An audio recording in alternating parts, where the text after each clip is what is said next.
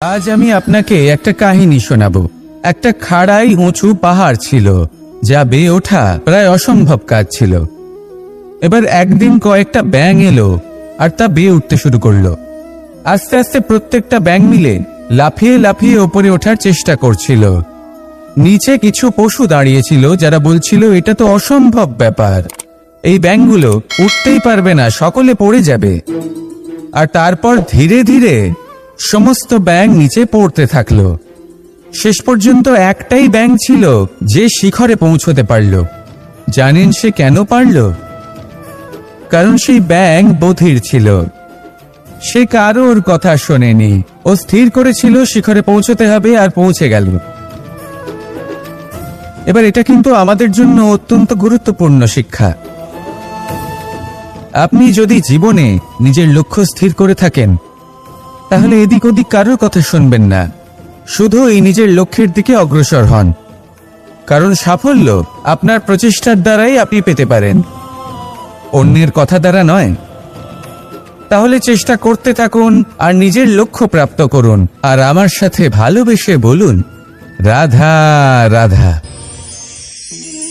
জীবনে এমন অনেক মানুষ আপনি দেখে থাকবেন যারা শুধু অভিযোগ নিয়ে বসে থাকেন যে জীবনে তাই হয়ে চলেছে যা এতদিন হয়ে আসছিল।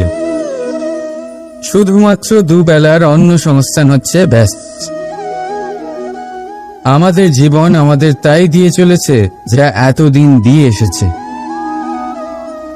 চিন্তিত থাকেন যে তাদের রোজগার বৃদ্ধি পাচ্ছে না কেন, চিন্তিত থাকেন যে তাদের সমৃদ্ধি বৃদ্ধি পাচ্ছে না কেন। আর যখন এমন হয় না, তখন দোষ দেন নিজের ভাগ্যকে বা অন্য কোনো ব্যক্তিকে দায়ী করেন।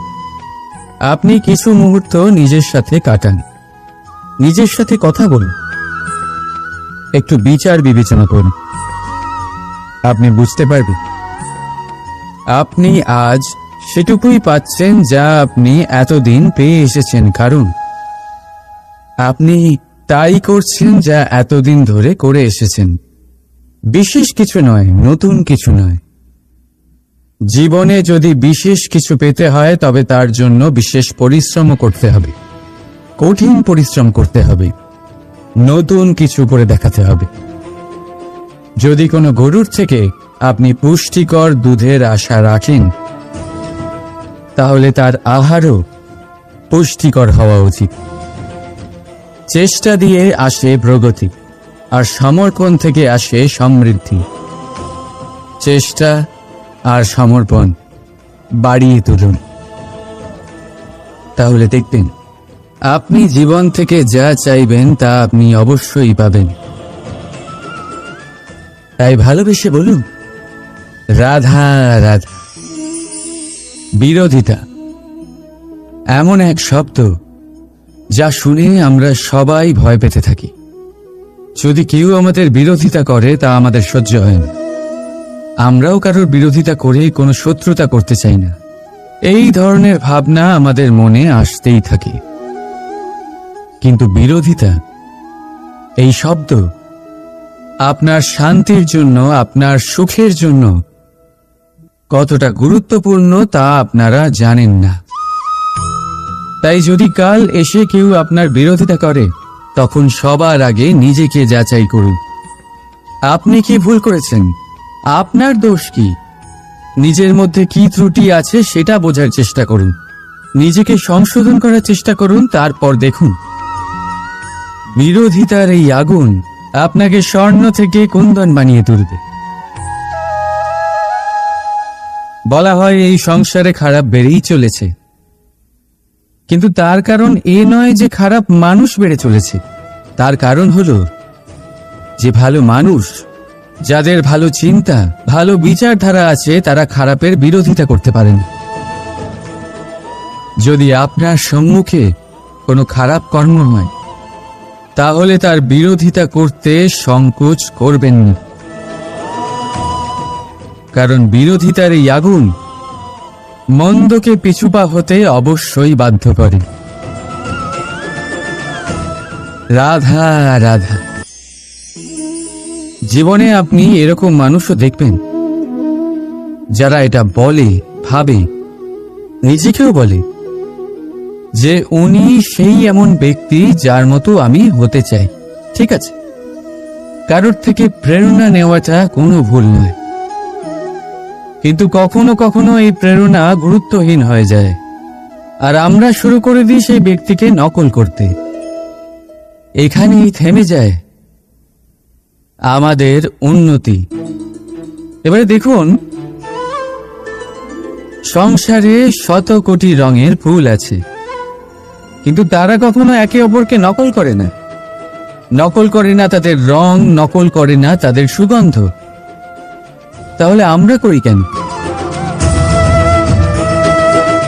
প্রতিটা ব্যক্তির মধ্যে কোনো না কোনো প্রতিভা অবশ্যই থাকে, যা ফুটিয়ে তোলার সঠিক সময়ও আমাদের কাছে থাকে। কিন্তু সেই মানুষ সেই প্রতিভা নির্মাণ করার পরিবর্তে সময় নষ্ট করে অন্য কারোর মতো হওয়ার জন্য, কাউকে নকল করার জন্য।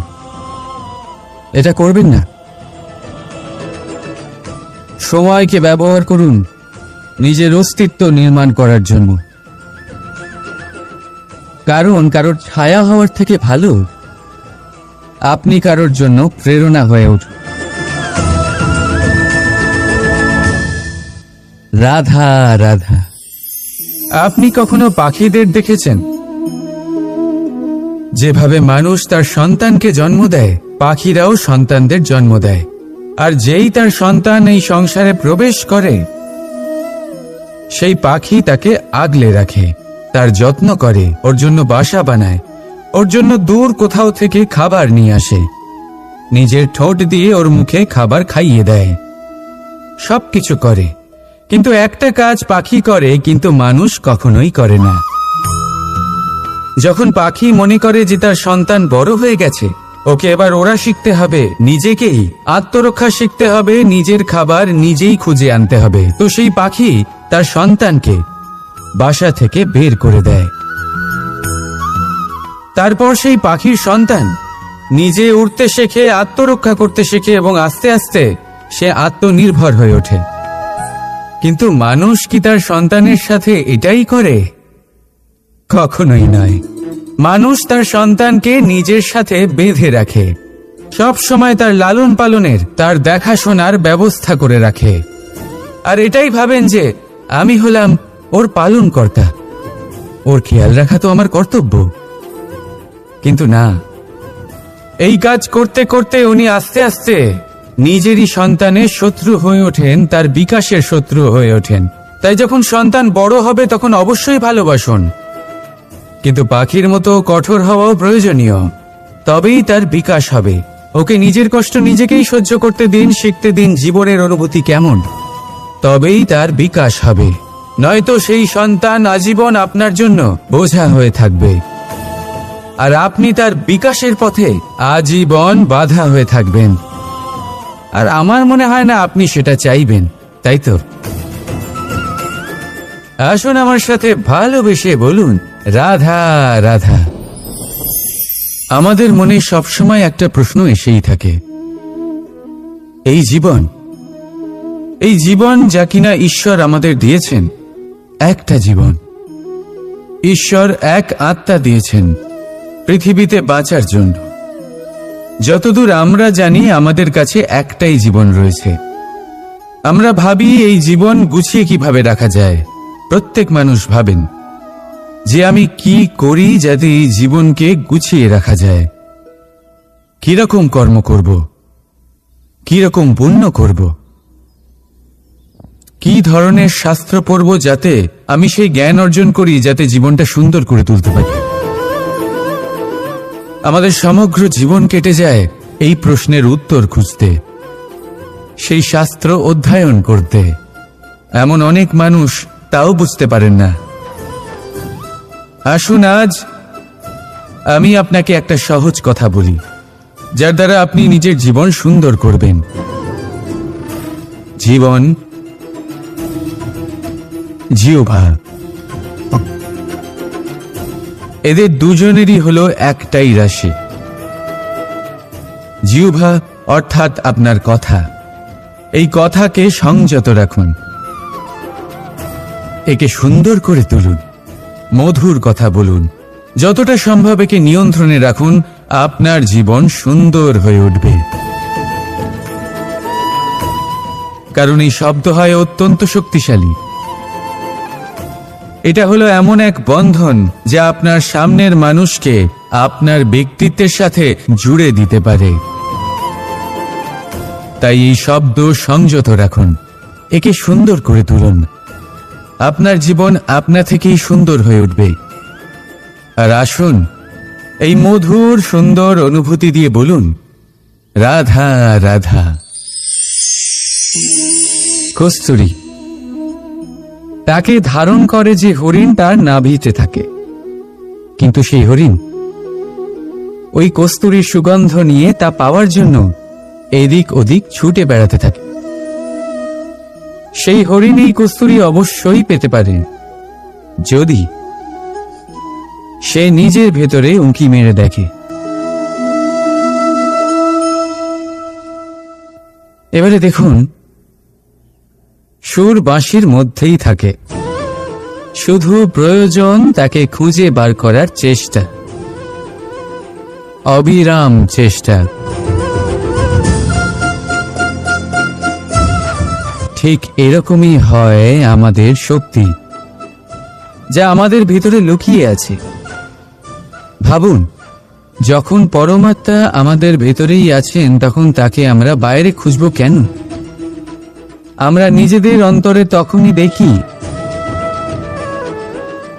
যখন অপরের থেকে সাহায্যের সমস্ত আশাই শেষ হয়ে যায়। তাই জীবনে কেউ সাহায্য করবে এই আশা করে বসে থাকবেন না, নিজেই নিজেকে সাহায্য করুন। রণক্ষেত্রে আপনি ভালো সারথি পেতেই পারেন, কিন্তু জীবনের এই যাত্রাপথে আপনাকেই নিজের সারথি হতে হবে। রাধা রাধা।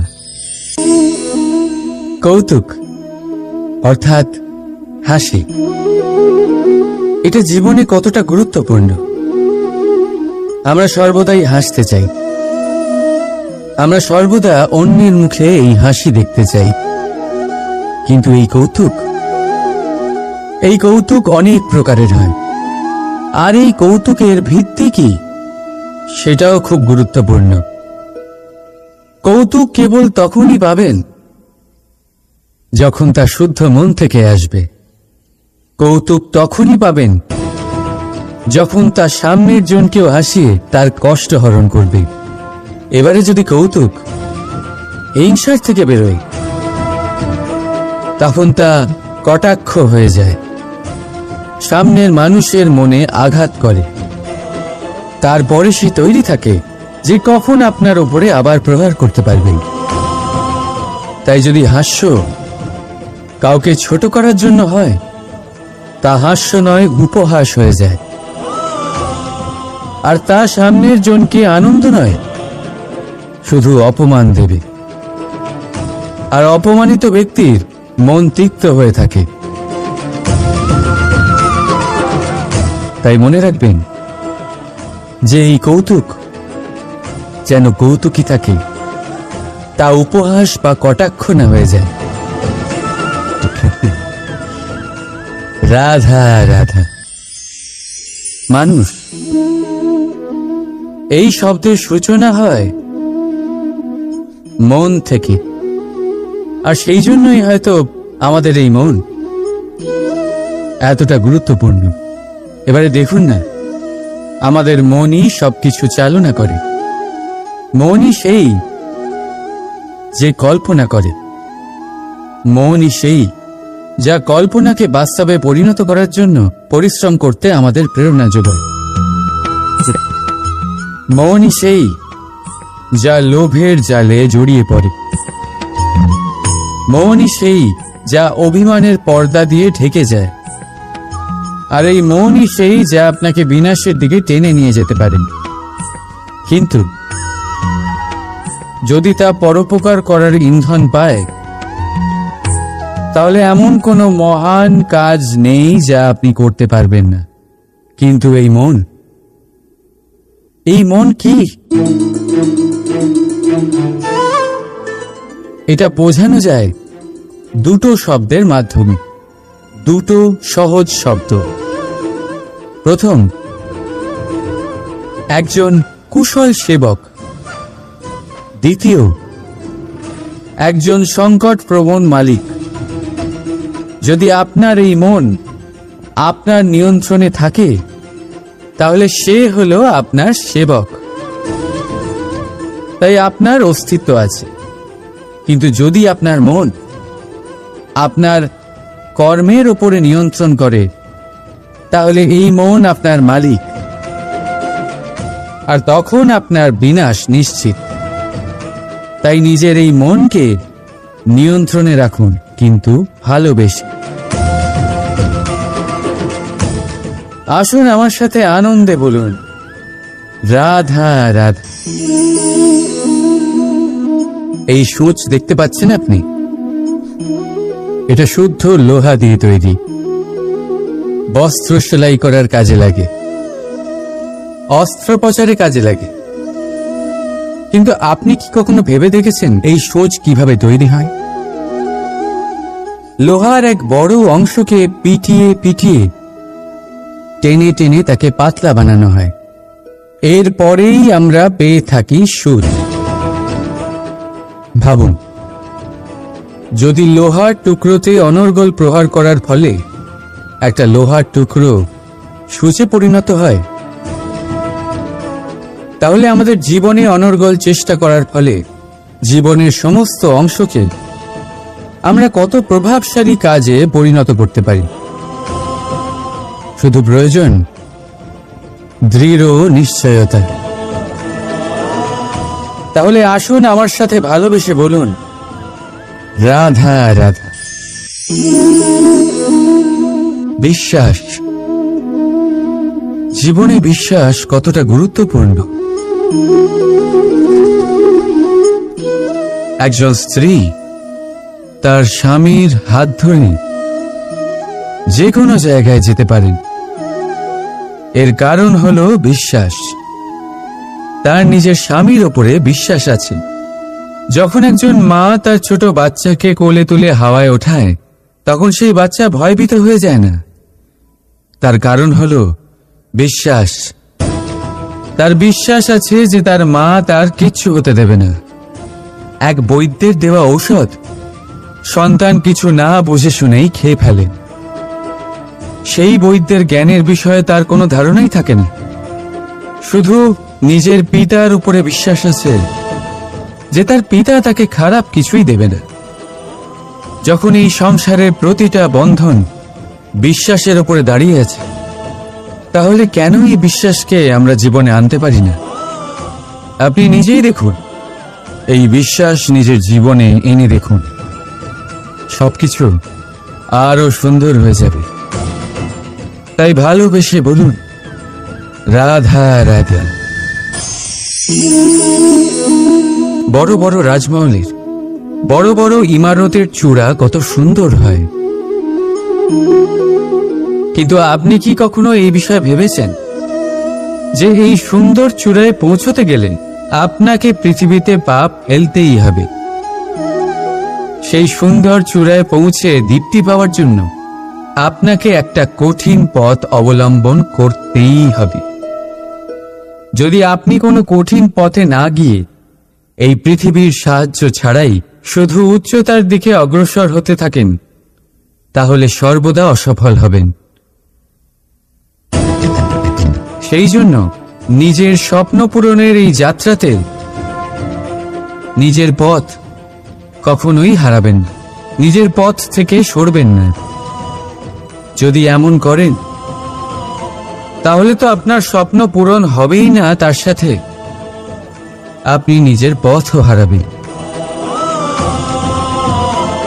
রাধা রাধা।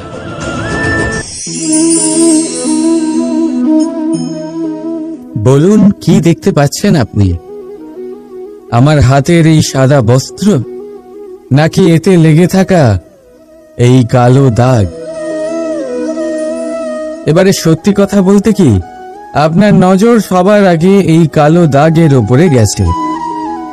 ঠিক আছে, এমনই তো হয়। ভীষণ কম মানুষ থাকেন যারা ভাবেন কোনো ব্যক্তি ভীষণ পরিশ্রম করে এই বস্ত্র ধুয়েছেন, এটা শুকিয়েছেন। বেশিরভাগ মানুষের নজর যায় এই দাগের ওপরে, ভাবেন যে এটা কি করে লাগলো। কিছুটা এরকমই হয় আমাদের ব্যক্তিত্বের সাথে।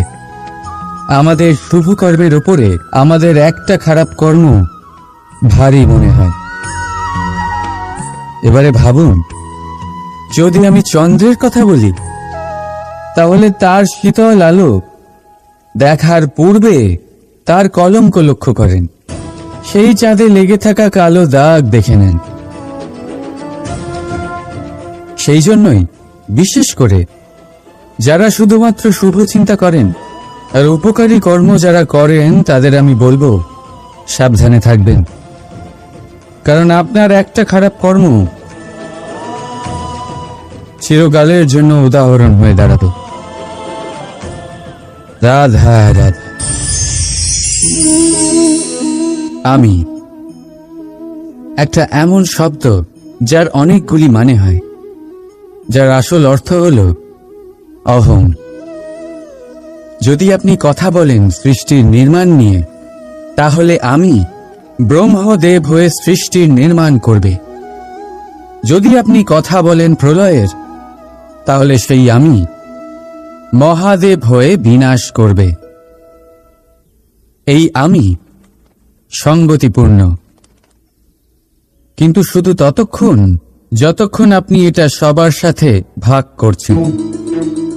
কিন্তু আমরা বহুবার এর মানে বুঝতে পারি না। এই অহংকে সীমিত করে দিই একটা ব্যক্তি অবধি, শুধু নিজে। আর তখনই জেগে ওঠে অহংকার, যাতে প্রাধান্য পায় শুধুমাত্র আমি, আমরা নয়। আর একজন ব্যক্তি একা না উৎপাদন করতে পারে আর না করতে পারে সৃজন। এবারে দেখুন, বৃষ্টির এক ফোঁটা, তারও অস্তিত্ব আছে, কিন্তু তা ধরিত্রীতে পড়লেই সমাপ্ত হয়ে যায়। কিন্তু যখন ফোঁটাগুলি একসাথে পড়ে, তখন শুরু হয় বর্ষা, আর তখনই তৈরি হয় ধারা। রাধা রাধা। আপনি কখনো জাঁতা কল দেখেছেন? তাতে গম পেশা হয়। গমকে এমন ভাবে পেশা হয় যাতে আমরা তা খেতে পারি, জীবিত থাকতে পারি। আর যদি আপনি মন দিয়ে দেখেন, তাহলে কলের নিচের অংশ কখনো ঘোরে না, শুধুমাত্র ওপরের অংশই ঘোরে। আর তবেই তা গম পিষতে পারে, আর তবেই রুটি তৈরি হতে পারে।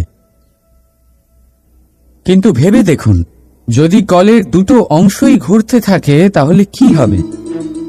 তা গম পেশার বদলে একে অপরকে পিষে নিজেদের অস্তিত্ব শেষ করে দেবে। তাই জীবনে কোনো কাজ যখন মন আর মস্তিষ্ক মিশিয়ে করা হয়, তখনই তা সম্পন্ন হয়। কিন্তু যখন বিষয় হলো ভক্তির, তখন মস্তিষ্কের যুক্তির মৌন থাকা প্রয়োজন। আর যখন বিষয় হলো কর্ম আর ন্যায়, তখন মনের আবেগের মৌন থাকা প্রয়োজন। তাই মন আর মস্তিষ্কের এই সম্মিলনে সতর্ক থাকবেন। একসাথে অবশ্যই চলবে, কিন্তু একে অপরের বাধা যেন না হয়ে দাঁড়ায়। রাধা রাধা। আজ আমি আপনাকে একটা কাহিনী শোনাবো। একটা খাড়াই উঁচু পাহাড় ছিল, যা বেয়ে ওঠা প্রায় অসম্ভব কাজ ছিল। এবার একদিন কয়েকটা ব্যাঙ এলো আর তা বেয়ে উঠতে শুরু করলো। আস্তে আস্তে প্রত্যেকটা ব্যাঙ মিলে লাফিয়ে লাফিয়ে ওপরে ওঠার চেষ্টা করছিল। নিচে কিছু পশু দাঁড়িয়েছিল, যারা বলছিল এটা তো অসম্ভব ব্যাপার, এই ব্যাঙগুলো উঠতেই পারবে না, সকলে পড়ে যাবে।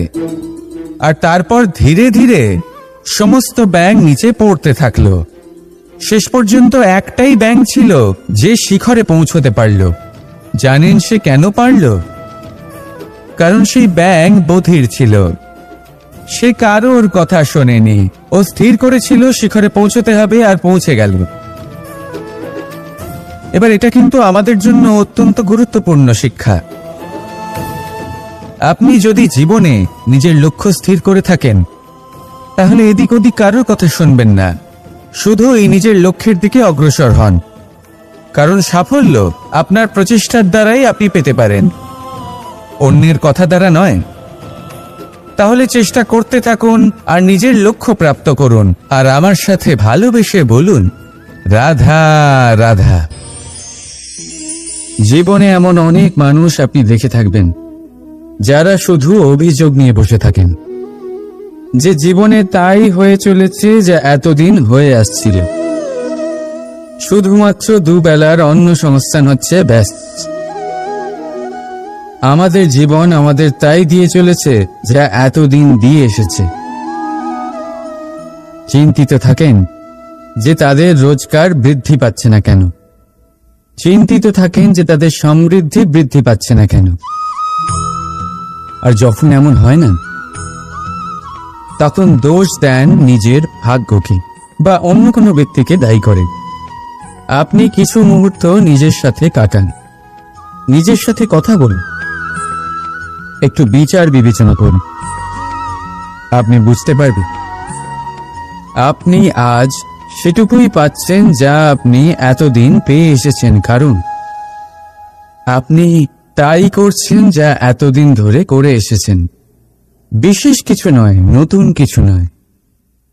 জীবনে যদি বিশেষ কিছু পেতে হয় তবে তার জন্য বিশেষ পরিশ্রম করতে হবে, কঠিন পরিশ্রম করতে হবে, নতুন কিছু করে দেখাতে হবে। যদি কোনো গরুর থেকে আপনি পুষ্টিকর দুধের আশা রাখেন, তাহলে তার আহারও পুষ্টিকর হওয়া উচিত।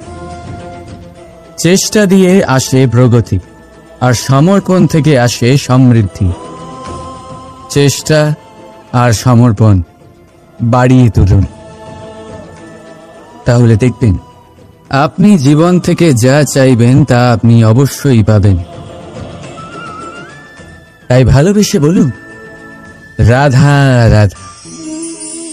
বিরোধিতা এমন এক শব্দ যা শুনে আমরা সবাই ভয় পেতে থাকি। যদি কেউ আমাদের বিরোধিতা করে তা আমাদের সহ্য হয় না। আমরাও কারোর বিরোধিতা করে কোনো শত্রুতা করতে চাই না। এই ধরনের ভাবনা আমাদের মনে আসতেই থাকে। কিন্তু বিরোধিতা, এই শব্দ আপনার শান্তির জন্য, আপনার সুখের জন্য কতটা গুরুত্বপূর্ণ তা আপনারা জানেন না। তাই যদি কাল এসে কেউ আপনার বিরোধিতা করে, তখন সবার আগে নিজেকে যাচাই করুন। আপনি কি ভুল করেছেন? আপনার দোষ কি? নিজের মধ্যে কি ত্রুটি আছে সেটা বোঝার চেষ্টা করুন, নিজেকে সংশোধন করার চেষ্টা করুন। তারপর দেখুন বিরোধিতার এই আগুন আপনাকে স্বর্ণ থেকে কুন্দন বানিয়ে তুলবে। বলা হয় এই সংসারে খারাপ বেড়েই চলেছে, কিন্তু তার কারণ এ নয় যে খারাপ মানুষ বেড়ে চলেছে। তার কারণ হলো যে ভালো মানুষ, যাদের ভালো চিন্তা, ভালো বিচারধারা আছে, তারা খারাপের বিরোধিতা করতে পারেন। যদি আপনার সম্মুখে কোনো খারাপ কর্ম হয়, তাহলে তার বিরোধিতা করতে সংকোচ করবেন না, কারণ বিরোধিতার এই আগুন মন্দকে পিছুপা হতে অবশ্যই বাধ্য করে। রাধা রাধা। জীবনে আপনি এরকম মানুষও দেখবেন যারা এটা বলে, ভাবে, নিজেকেও বলে যে উনি সেই এমন ব্যক্তি যার মতো আমি হতে চাই। ঠিক আছে, কারোর থেকে প্রেরণা নেওয়াটা কোনো ভুল নয়, কিন্তু কখনো কখনো এই প্রেরণা গুরুত্বহীন হয়ে যায় আর আমরা শুরু করে দিই সেই ব্যক্তিকে নকল করতে। এখানেই থেমে যায় আমাদের উন্নতি। এবারে দেখুন, সংসারে শত কোটি রঙের ফুল আছে, কিন্তু তারা কখনো একে অপরকে নকল করে না। নকল করে না তাদের রং, নকল করে না তাদের সুগন্ধ। তাহলে আমরা করি কেন? প্রতিটা ব্যক্তির মধ্যে কোনো না কোনো প্রতিভা অবশ্যই থাকে, যা ফুটিয়ে তোলার সঠিক সময়ও আমাদের কাছে থাকে। কিন্তু সেই মানুষ সেই প্রতিভা নির্মাণ করার পরিবর্তে সময় নষ্ট করে অন্য কারোর মতো হওয়ার জন্য, কাউকে নকল করার জন্য। এটা করবেন না। সময়কে ব্যবহার করুন নিজের অস্তিত্ব নির্মাণ করার জন্য। কারণ কারোর ছায়া হওয়ার থেকে ভালো আপনি কারোর জন্য প্রেরণা হয়ে উঠুন। রাধা রাধা। আপনি কখনো পাখিদের দেখেছেন? যেভাবে মানুষ তার সন্তানকে জন্ম দেয়, পাখিরাও সন্তানদের জন্ম দেয়। আর যেই তার সন্তান এই সংসারে প্রবেশ করে, সেই পাখি তাকে আগলে রাখে, তার যত্ন করে, ওর জন্য বাসা বানায়, ওর জন্য দূর কোথাও থেকে খাবার নিয়ে আসে, নিজের ঠোঁট দিয়ে ওর মুখে খাবার খাইয়ে দেয়, সবকিছু করে। কিন্তু একটা কাজ পাখি করে, কিন্তু মানুষ কখনোই করে না। যখন পাখি মনে করে যে তার সন্তান বড় হয়ে গেছে, ওকে এবার ওরা শিখতে হবে, নিজেকেই আত্মরক্ষা শিখতে হবে, নিজের খাবার নিজেই খুঁজে আনতে হবে, তো সেই পাখি তার সন্তানকে বাসা থেকে বের করে দেয়। তারপর সেই পাখির সন্তান নিজে উড়তে শেখে, আত্মরক্ষা করতে শেখে এবং আস্তে আস্তে সে আত্মনির্ভর হয়ে ওঠে। কিন্তু মানুষ কি তার সন্তানের সাথে এটাই করে? কখনোই নয়। মানুষ তার সন্তানকে নিজের সাথে বেঁধে রাখে, সব সময় তার লালন পালনের, তার দেখাশোনার ব্যবস্থা করে রাখে। আর এটাই ভাবেন যে আমি হলাম ওর পালন কর্তা, ওর খেয়াল রাখা তো আমার কর্তব্য। কিন্তু না, এই কাজ করতে করতে উনি আস্তে আস্তে নিজেরই সন্তানের শত্রু হয়ে ওঠেন, তার বিকাশের শত্রু হয়ে ওঠেন। তাই যখন সন্তান বড় হবে তখন অবশ্যই ভালোবাসুন, কিন্তু পাখির মতো কঠোর হওয়াও প্রয়োজনীয়। তবেই তার বিকাশ হবে। ওকে নিজের কষ্ট নিজেকেই সহ্য করতে দিন, শিখতে দিন জীবনের অনুভূতি কেমন, তবেই তার বিকাশ হবে। নয়তো সেই সন্তান আজীবন আপনার জন্য বোঝা হয়ে থাকবে, আর আপনি তার বিকাশের পথে আজীবন বাধা হয়ে থাকবেন। আর আমার মনে হয় না আপনি সেটা চাইবেন, তাই তো? আসুন আমার সাথে ভালোবেসে বলুন রাধা রাধা। আমাদের মনে সবসময় একটা প্রশ্ন এসেই থাকে, এই জীবন যা কিনা ঈশ্বর আমাদের দিয়েছেন, একটা জীবন, ঈশ্বর এক আত্মা দিয়েছেন পৃথিবীতে বাঁচার জন্য। যতদূর আমরা জানি আমাদের কাছে একটাই জীবন রয়েছে। আমরা ভাবি এই জীবন গুছিয়ে কিভাবে রাখা যায়। প্রত্যেক মানুষ ভাবেন যে আমি কি করি যাতে এই জীবনকে গুছিয়ে রাখা যায়, কিরকম কর্ম করব, কিরকম পুণ্য করব, কি ধরনের শাস্ত্র পড়ব যাতে আমি সেই জ্ঞান অর্জন করি যাতে জীবনটা সুন্দর করে তুলতে পারি। আমাদের সমগ্র জীবন কেটে যায় এই প্রশ্নের উত্তর খুঁজতে, সেই শাস্ত্র অধ্যয়ন করতে। এমন অনেক মানুষ তাও বুঝতে পারেন না। আসুন আজ আমি আপনাকে একটা সহজ কথা বলি, যার দ্বারা আপনি নিজের জীবন সুন্দর করবেন। জীবন,